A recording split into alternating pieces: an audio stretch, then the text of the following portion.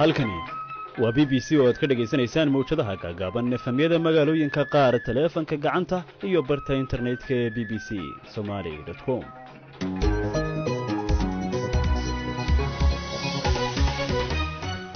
duhur wanaagsan idil ahaantiinba meel kastoo aad nagala socotaan waa maalin jimcaha bisha Julaay ay tahay 30 sanadku waa 2021 goor sheegtu waa labadii duhurnimo oo gow ah. wararkaanu maalinkan maanta idin haynana waxa ugu mudan madaxweyne Biden oo sheegay in shaqaalaha dawladda aan istalaalin lagu qasbi doono iyo waliba waxa kale oo aad maqli doontaan.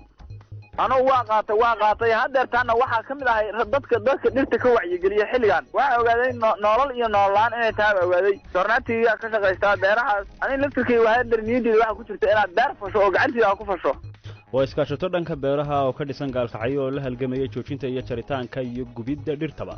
maamulka Sri Lanka oo sheegay inay heleen dhagax qiimo ahaan u dhigma $100 milyan halkee wax marayaan xaaladii Tigray iyo qodobo kale oo ku saabsan Soomaalida iyo caalamka ciyaarihiina ka mid yihiin.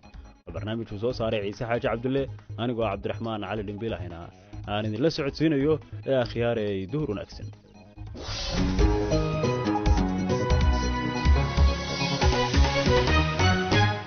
qodobadaas oo faahfaahsan dhegeystayaal wayno soo socdaan balse marka hore aynu ku horeyno wararka caalamka oo Siciid Anteena oo maanta diyaar inoo leeyahay. Siciid mahadsanid Dhimbil. madaxweynaha Philippines Rodrigo Duterte ayaa si buuxda u ogolaaday in la soo celiyo heshiiskii military ay la lahaayeen dalka Mareykanka taasoo sanadii hore uu laalay. heshiiska labada dhinac ayaa u saamaxaya ciidamada Mareykanka inay carbis iyo dhoolatus ciidan si wada jir ah ula sameyn karaan ciidamada Philippines. shir jireed oo ay si wada jir ah u qabteen xogayaha gaashaandhigga Mareykanka Lloyd Austin oo ku sugan Manila iyo xogayaha gaashaandhigga Philippines Delfin Lorenzana ayay ku xaqiijiyeen in heshiiskii ka dhaxayn jiray labadan dal dib loo soo celiyay. madaxweynaha ayaa go'aansaday inuu dib uga noqdo baabi'inta heshiiskii kala hore jiray. heshiiska ayaa si buuxda loo soo celiyey. ma jirto warqad kale oo laga sugayo. mar kale howlihii sidoodii ayay ku soo noqdeen. mudane xog haya si aan u sii qorshayno dhoolatusyada mustaqbalka ee heshiiska qaybta ka ah. qofkii ugu horreeyey Ton Yin Kit ayaa lagu xukumay 9 sano oo xarig ah sharci cusub ee la xiriira ammaanka ee Hong Kong kaasoo dhaliyey muran badan. qofkan u dhaqdhaqaaqa arrimaha bulshada ayaa lagu helay dembi ah inuu sameeyey kicinta dadweyne doonaya gooni sutaag iyo argagixisnimo iyadoo go'aankan uu kor u qaaday walaaca soo wajahay xorriyatul qowlka qaybtan Shiinaha ee Hong Kong. Mareykanka ayaa sheegay inuu si weyn uga walacsan yahay cagajugleynta iyo handadaada lagu hayo wariyaasha shisheeye ee warka ka soo tabinaya gobolka Henan oo ku yaala dalka Shiinaha kaasoo ay halakeeyeen fatahaado lixaad leh oo ay dad badani ku dhinteen. afhayeenka wasaaradda arrimaha dibadda Mareykanka ayaa intaa ku daray in Shiinuhu ku andacooday inuu soo dhoweynayo warbaahinta caalamiga ah laakiin taa beddelkeeda dhaqankiisu inuu isbedelay oo aanan ka turjumayn wixii uu sheegtay. labada dal ee ugu dhaqaalaha ballaaran midowda Yurub ee Jarmalka iyo Faransiiska ayaa muujiyey inay sameeyeen koboc dhaqaale rubuc labaad sanadka sida lagu sheegay warbixin rasmi ah oo la soo saaray. si kastaba ha ahaatee labada dalba waxay si weyn uga hooseeyaan heerkii ay joogeen intaanu bilaaban cudurka safmarka ee COVID-19. tani waxay si weyn uga duwan tahay Mareykanka taasoo koritaanka dhaqaalaha uu ku soo noqday heerkii dhibaatada ka hor.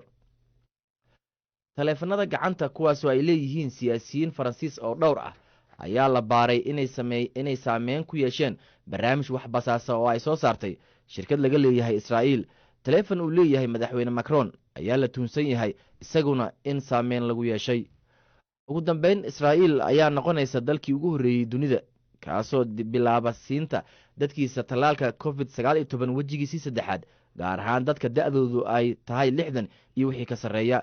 Israa'iil waxay ka mid tahay dalalka dunida oo muwaadiniintooda ugu hor tallaalay iyagoo ku sameeyey xawaaro degdeg ah. ha yeeshee haddana kiisaska cudurka coronavirus dib ayuu ugu soo labakacleeyey dalkani. intaas waxaa inoogu dhan warkii aan dib idinkugu celiyo barnaamijka iyo qaybihiisa kale iyo Dhimbil. aad buu mahadsan yahay Siciid Anteena inoo la socodsiinaya wararka caalamka ee dhegeystayaal u diyaar garoobay idaacaddeenii duhurnimo oo faahfaahsan. aynu ku bilownay madaxweyne Biden ayaa faray shaqaalaha malaayiinka ee dawladda Mareykanku inay istalaalaan haddii kalena ay wajahayaan in si qasab ah loo talaalo ama xayiraado gaar ah. maraykanku wuxuu la halgamayaa nooca gaarka ah ee fayraska ee lagu magacaabo delta variant oo sii baahaya inkastoo tallaalka si fudud loo heli karo oo ay ka dhigan tahay in kala badh dadka reer maraykan ay si buuxda isu tallaaleen kawsar maxamed cabdilaahi ayaa faahfaahinta warkaasi inoo haysa madaxweyne Biden ayaa ku dhaqaaqay talaabadan maadaama arrintu gaartay meel aan ka soo laabasho lahayn waxa uu dadaal badan geliyay inuu dadka Ameerikaanka ah ku qanciyo inay qaataan talaalka looga hortago fayraska corona isagoo u fududeeyay qaadashada talaalkaasi balse tiro dad ah ayaanan dheg jalaq u siinin hadalkiisa gaar ahaan siyaasiyiinta qaar ee ka soo horjeeda dawladda iyo kuwa shaki ka qaba badqabka talaalka kuwaas oo la sheegay inay sabab u yihiin fiditaanka xanuunka Mr. Biden mar uu khudbad jeedinayay ayaa waxa uu diray codsi qiiro leh. People are dying and will die who don't have to die. If you're out there unvaccinated. Dadku way dhimanayaan. Qaar ayaa iyagoo naftooda dayacay dhimanaya. Haddii aad halkaasi banaanka joogto, orod oo qaado talaalka. Ha geeriyoonin sababtoo ah talaal maadan qaadanin. Warbaahinta la socda, wararka aqriya, waxaad arkaysaan sheekooyinka dadka aan talaalka qaadanan ee cisbitaalka ku jira iyagoo sararta cisbitaalka ku jiifa ayay dhakhtarkii baryayaan oo ay leeyihiin talaalka COVID-19 na siiya hase haatee dhitoorku wuxuu ugu jawaabayaa waa xilli dambe kama gaari kartid sababtoo cudurka ayaa kugu dhacay haatan dad badan ayaa dhimanaya qaar ayaa waxay daabanayaan dadkoodii oo ay jeclaayeen iyo qaraabadoodii oo dhimanaya talaalka doonta waa arrin murugo badan waana arrin argagax badan sababtoo ah waa arrin wax laga qaban karo talaalka ha la qaato If I jest, it's heartbreaking and it's complicated even more because it's preventable.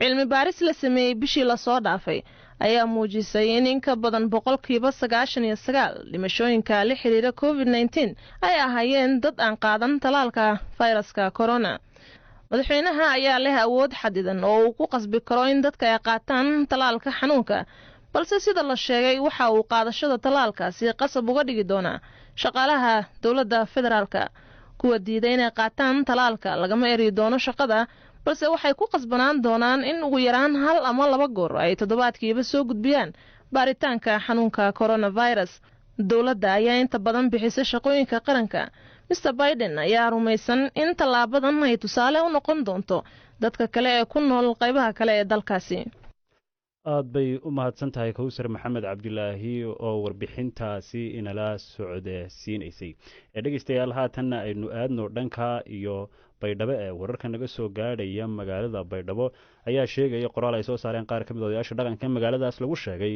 inaanay doorasho ka dhacayn deegaankaas iyagoo shuruud ka dhigay in la soo daayo mukhtaar roobow abu mansuur wuxuu dowladda federaalk soomaaliya u xidhan yahay muddo iminka ka badan 2 sano kaasoo la qabtay xilligaa doorashadu ka dhacaysay maamulka koonfur galbeed isagoo ka mid ahaa musharaxiintii ku tartamayey doorashadii madaxtinimo ee halkaas ka dhacday oo dib ka guulaystay madaxweyne lafta green haddaba bal waxa shuruudahoodan ay ka dhigan yihiin iyo haddii ay socon waayaan waxa ay yeeli doonaan ayaa uu mid ka mid odayaashaas waa malaaq ilyaas kulubow uu ka waraystay wariyaha b b c da ee faarax lamaane waxaan ugu soo beegnay maanta kuma aanan soo beegin war badan baan ka soo saarnay 18 bishii 8aad waxaa ka dhacay baydhabo dagaal xun baa ka dhacay musharaxiin baa meesha wada joogtay ninkii madaxweynaha Soomaaliya madaxweynaha koonfur galbeed ahaa Shariif Xasan oo ahaa waxaa la yiri meeshan isma soo sharaxi kartid la yiri wuu tanaasulay rag badan oo meesha musharaxiin ka ahaayeen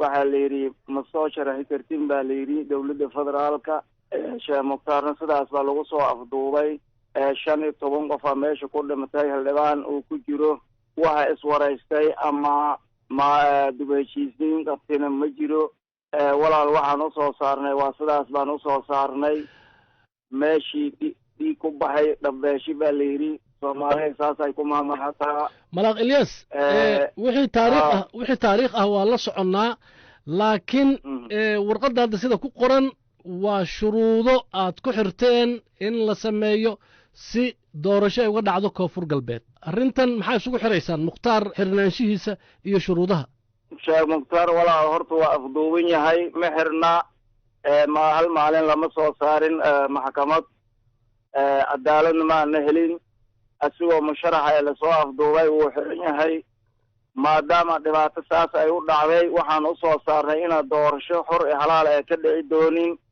oo dhibaato ay taallo ninka meesha fadhiiba uu dhiig ku fadhiyo taas baan ugu soo saarnay waxaan codsanaynaa inuu guddi farsamo lasoo saaro ra-iisul wasaaraha maxamed xuseen rooble uu isaguna uu guddi u diro dib heshiisiin lagu qabto inaan mukhtaar lasoo deynin dib heshiisiin la qabanin meeshaas haddee dhibaatan noo muuqataa annagu sidaas baan usoo saarnay warqad hadalkiina sida waraaqda ku xusan dhinacna waa codsi dhinacna waa shuruudo haddii mukhtaar roobow aan la sii dayn maxaa samaynaysaan codsiga oo xusun waxa weeye ra-iisul wasaaraha codsi baan u geysanay isagu markaas ra-iisul wasaare muusan ahayn laakiin hadda ra-iisul wasaare waay isagaa maanta dalka dembi kama gelin inuu maanta maadaama doorashadii isagoo xilkeeda uu saaran yahay inuu dib heshiisiin qabsado codsigeena uu yahay midda kale haddii tii farmaajo iyo lafta gareenle ay socotona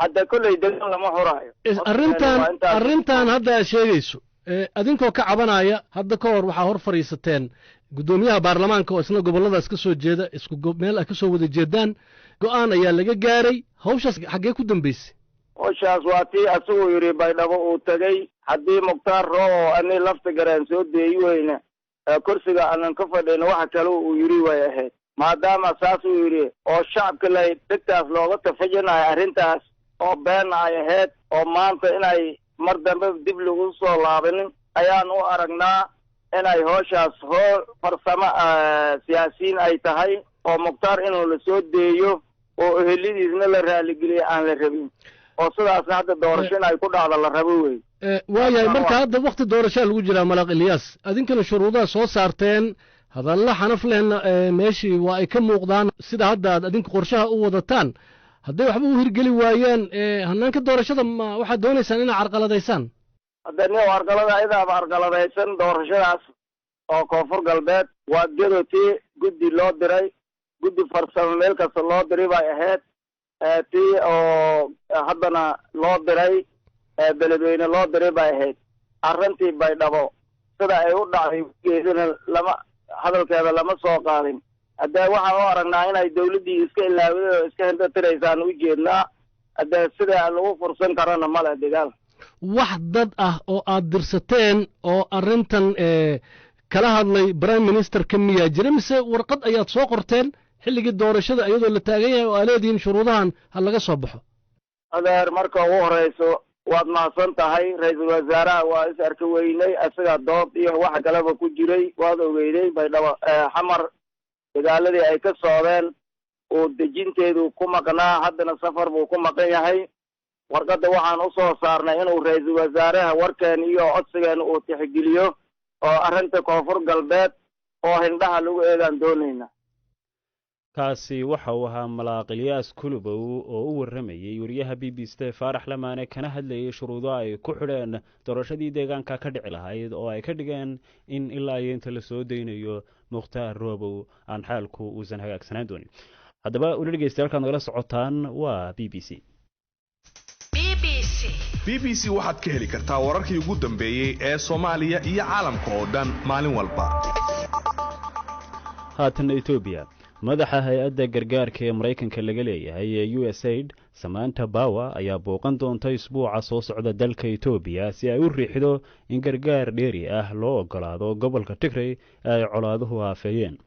Miss Power ayaa la kulmi doonta saraakiisha dawladda si ay xal ugu raadiso la'aanta gargaarka bini'aadanimo ee loo fidin lahaa dadka ay saameeyeen dagaaladii 9 bilood ka socday deegaamadaas halka dhanka kalena la soo sheegayo in dagaalku ku sii baahayo dhanka iyo gobolka Amxaarada wariye Ismaaciil Burgaabo ayaa faahfaahinta inoo haya Cabdiraxmaan xogaga ciidamada qaranka iyo ciidamada deegaanka Axmaarada ayaa dagaal adag kagala jira kooxda falaagada TPLF 3 furmood sida ay BBC-da u sheegeen mas'uuliyiin maamulkaasi ka tirsan inkastoo dawladda Itoobiya ay sheeganayso inay ku dhawaaqday xabad joojin hal dhinaca bisha aynu soo dhaafnay colaadda wali ma joogsan balse way sii karaar qaadatay labada dhinac ayaa isweydaarsanaya eedeymaha colaadan xaaladda colaadda waxay u muuqataa mid sii laba kaclisay bisha aynu soo dhaafnay kadib markii guluf guulo leh ay falaagada TPLF ee kagala wareegtay ciidamada dawladda badi deegaanka Tigray taas oo keentay in madaxda dawladda Itoobiya ay ku dhawaaqaan in dadka Itoobiyaanka inay hub ka qaataan oo isku diiwaan galiyaan furimaha dagaalkana ay ka galaan si loo joojiyo ruqaansiga TPLF. dhanka kale dhimbilow WFP hay'adda cunnada adduunka ayaa ka digaysa cunno yaraanta ka jirta deegaanka Tigray oo ay sheegtay in dad lagu qiyaasay 400 oo kun oo qof ay xaalad macluul ay ku nool yihiin. kaydadka raashimada ay hay'adda WFP gacanta ku haysay ayaa raashinka wuxuu ku eegahay maanta oo Jimco ah.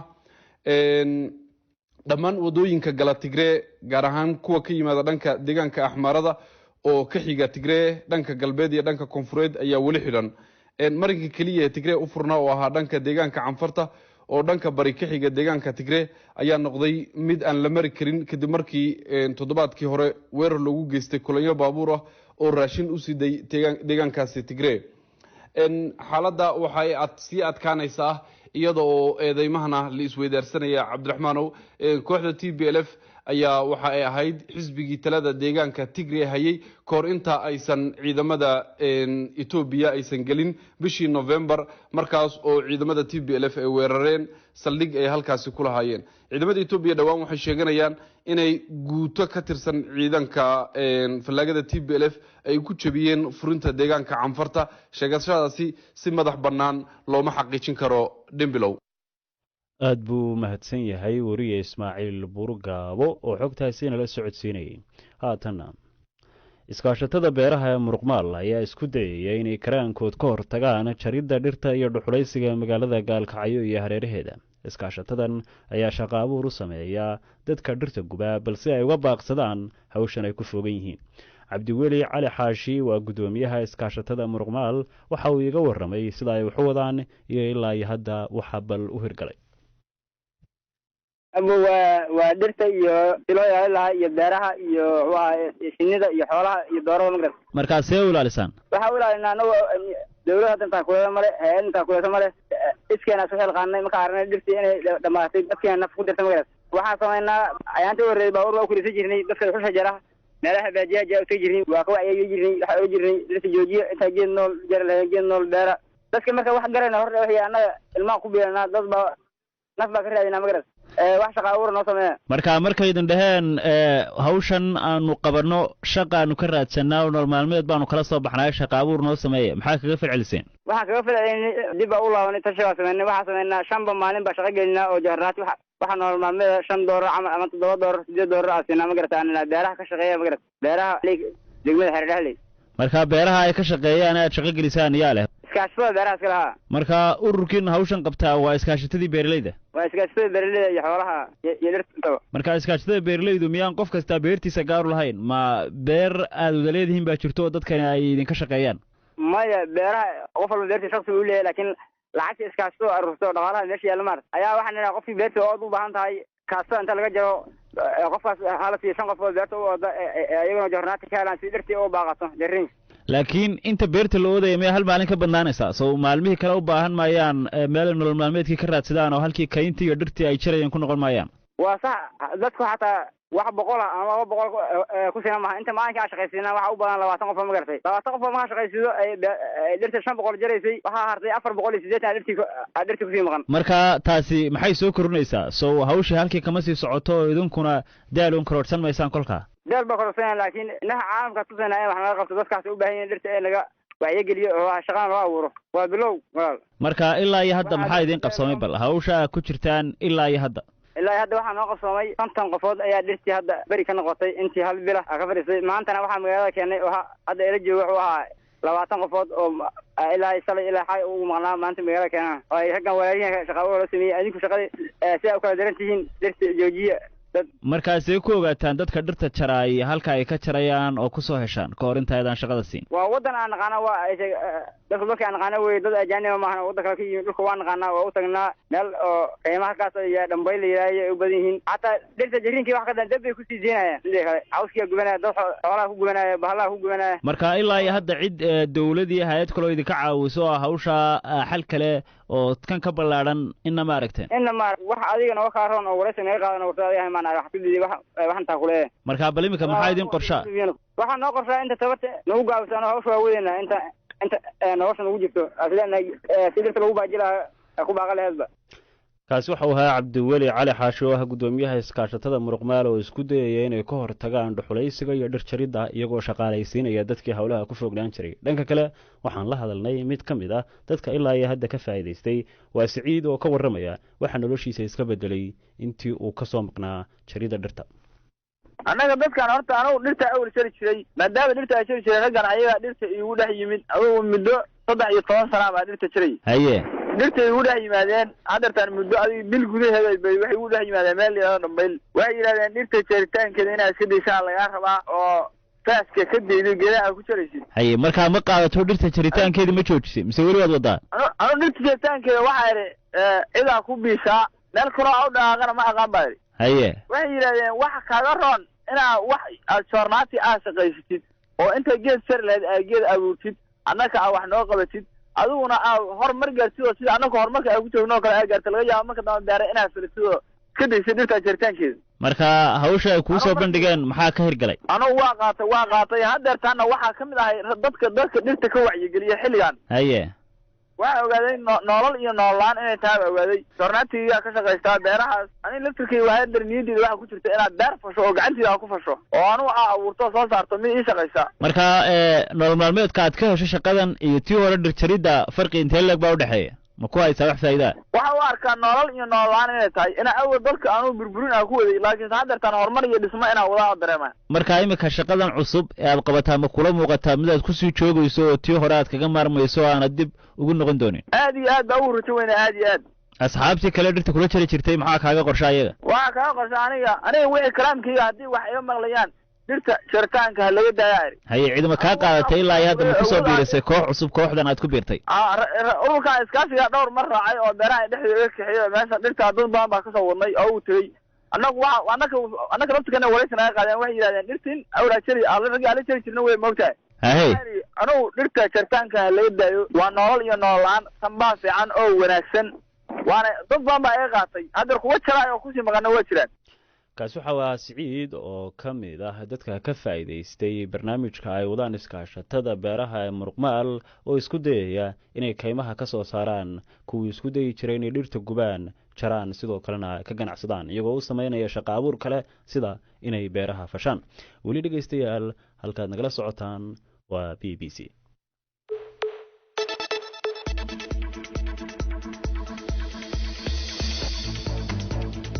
dhegaysa BBC Somali mobilkaaga raadiyaha iyo online-ka bbcsomali.com.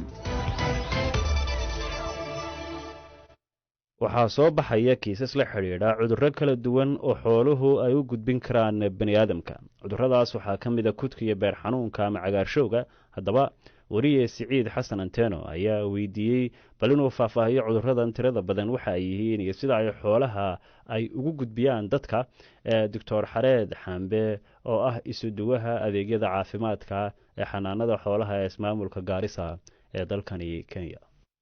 cudurro badan baa jiraan oo lagu qiyaasayo 60 oo xoolaha ee bini'aadanka ay ka qaadaan xoolaha oo maxaa la dhahaa emerging infections oo hadda aad ugu batay adduunka. waana Garissa County ahaan haddaan dhahno 5 cudur baa hadda oo xoog saareenaa. cudurka oo Sandiga oo Rift Valley fever la dhaho, cudurka rabiska oo eyga iyo duwaacada iyo druwaga laga qaado markay xoolaha qaniinaan, iyo cudurkan anthraxka masukud la dhaho, iyo cudurkan brucellaga, iyo cudur oo isagana gandi laga qaado oo trypanosomiasis la dhaho mase sleeping sickness. marka digniinta u dambeysay ee la soo saaray yaa sameeyey?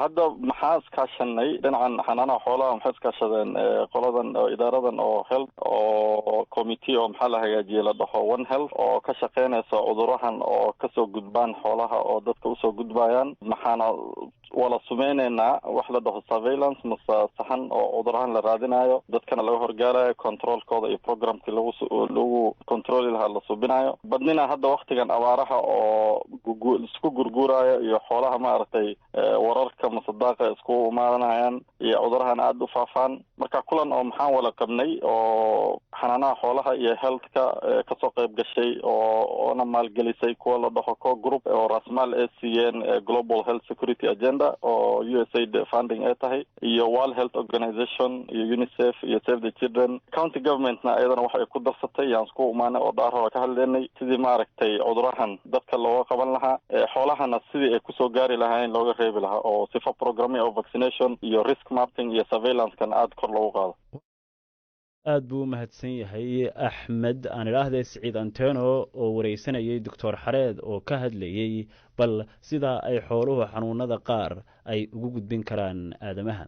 haatanna australia ayaa geysay magaalada sydney askar tiro badan si ay uga caawiyaan si loo hirgeliyo bandow lagu soo rogay magaaladaas si looga fogaado fiditaanka coronavirus gaar ahaan nooca cusub ee delta variant. haddaba xogtaasoo faahfaahsan waxaa inoo haya wariye axmed mursal. qaar ka mid ah ciidamada difaaca ee australia ayaa tababar geli doona dhammaadka toddobaadkan ka hor inta aysan bilaabin ilaalo iyo gaafwareeg aan hubaysnayn isniinta soo aadan. dad badan ayaa su-aal geliyey in haatan ay laga maarmaan tahay oo loo baahan yahay in ciidamo militari ah ay arrintan soo farageliyaan ayagoo ku tilmaamay mid culayskeeda leh. bandowga ayaa halkaa saarnaan doona inta laga gaarayo 28 agoosto. dadka ayaan loo ogolayn inay ka baxaan guryahooda marka laga reebo inay u socdaan jimicsi muhiim ah, dukaamaysi iyo sababo kale oo daryeelka la xidhiidha. inkasta oo bandowgu uu jiray muddo 5 toddobaad ah, haddana caabuqa ayaa xawli ugu faafaya magaalada dalkaasi australia ugu weyn ee sydney. mas-uuliyiinta caafimaadka ayaa maanta oo jimcaha diiwaan geliyey in ka badan 170 kiis oo cusub. askarta ayaa ku biiraysa booliiska ku sugan goobaha uu fayrasku ku badan yahay si loo hubiyo in dadku ay raacayaan sharciyada la soo rogay. macluumaadka ay bixiyeen saraakiisha caafimaadka ayaa muujinaya in fayraska inta badan uu ku faafo marka dadweynuhu ay isdhex qaadaan.